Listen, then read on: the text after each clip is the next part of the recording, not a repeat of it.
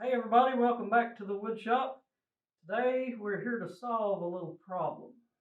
That's right. Back probably before Christmas, we showed you how to make one of these nice floating mason jar holders.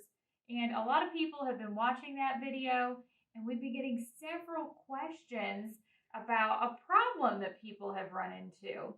And so we went back and we're like, well, did we not show them how to solve this problem?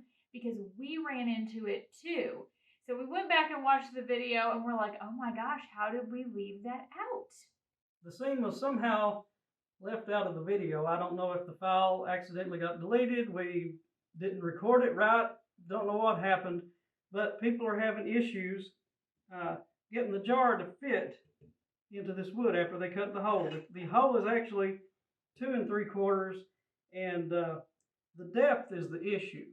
The jar threads don't fit all the way up to get the ring on it. I mean, you can cut the hole the right size, 2 3/4, it don't matter. It'll go through, just don't come up far enough. So there is something we did that somehow got left out of the video, and we're going to try to explain that part today.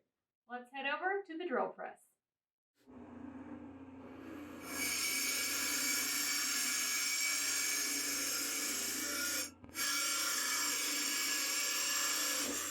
Now we have a 2 3/4 inch hole cut in this piece, which would be the top of the mason jar holder. Looks good, right?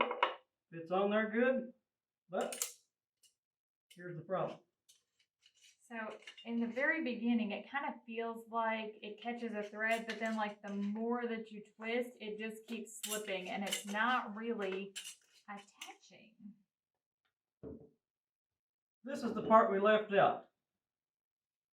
We have to cut a 1/4 inch round over on the bottom side of this, so the shoulders of the jar will fit into that round over, allowing the threads to come up higher so the lid can get threaded on right. So let's do the round over.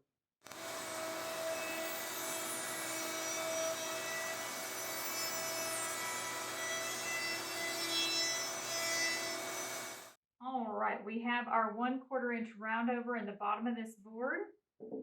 And you can see it fits. It just automatically fits much more nicely onto that jar. And then when we attach the ring, threads on beautifully, nice and secure. That's exactly what we want. Now we did this in the original filming of the other video. Somehow it got left out. I have no idea how, but it did.